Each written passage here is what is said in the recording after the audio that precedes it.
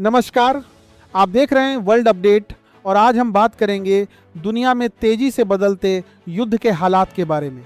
इस समय दुनिया के कई हिस्सों में तनाव बढ़ता जा रहा है और कई बड़े देश सीधे या परोक्ष रूप से इस संघर्ष में शामिल होते दिखाई दे रहे हैं। सबसे पहले बात करते हैं मध्य पूर्व की, जहां हाल के दिनों में स्थिति काफ़ी गंभीर हो गई है। खबरों के अनुसार अमेरिका और इजराइल ने ईरान के कुछ महत्वपूर्ण सैन्य ठिकानों पर हवाई हमले किए हैं। इन हमलों का उद्देश्य ईरान की सैन्य गतिविधियों को कमजोर करना बताया जा रहा है, लेकिन इसके जवाब में ईरान ने भी कड़ी प्रतिक्रिया दी है। रिपोर्ट के अनुसार ईरान ने मिसाइल और ड्रोन के जरिए कई ठिकानों को निशाना बनाया है। इस कारण पूरे क्षेत्र में तनाव और बढ़ गया है और कई देशों ने अपनी सुरक्षा व्यवस्था को हाई अलर्ट पर रखी है।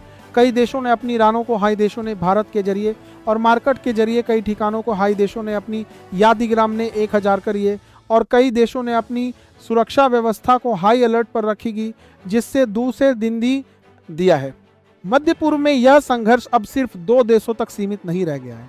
कई विशेषज्ञों का मानना है कि अगर यह स्थिति इसी तरह बनी रही तो यह युद्ध पूरे क्षेत्र में फैल सकता है। खाड़ी के कई देशों ने भी अपनी सीमाओं और सैन्य ठिकानों की सुरक्षा बढ़ा गया, जो स्थिति ये किसी तरह बढ़ाने की तरफ से संघर्ष में दी है। इस युद्ध का असर सिर्फ युद्ध क्षेत्र तक सीमित नहीं है, बल्कि इसका प्रभाव पूरी दुनिया पर पड़ रहा है।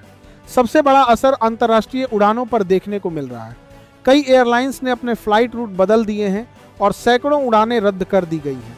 इसके कारण यात्रियों को भारी परेशानी का सामना करना रहा है।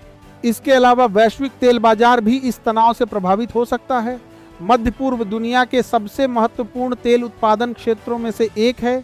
अगर यह संघर्ष और बढ़ता है तो तेल की कीमतों में भारी बढ़ोतरी हो सकती है, जिसका असर पूरी दुनिया की अर्थव्यवस्था पर पड़ सकता है।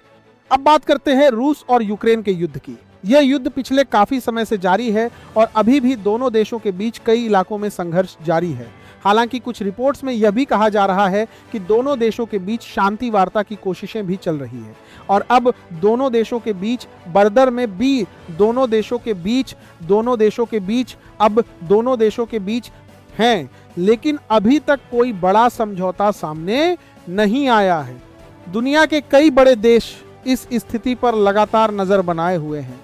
संयुक्त राष्ट्र और कई अंतर्राष्ट्रीय संगठन भी लगातार अपील कर रहे हैं कि युद्ध को रोकने और शांति स्थापित करने के लिए बातचीत का रास्ता अपनाया जाए। फिलहाल दुनिया के कई हिस्सों में बढ़ते तनाव ने लोगों की चिंता बढ़ा दी है।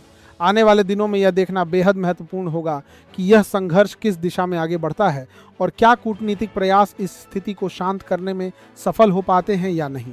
फिलहाल के लिए इतना ही। दुनिया की ऐसी ही बड़ी खबरों और ताज़ा अपडेट के लिए हमारे चैनल को सब्सक्राइब करना ना भूलें। धन्यवाद।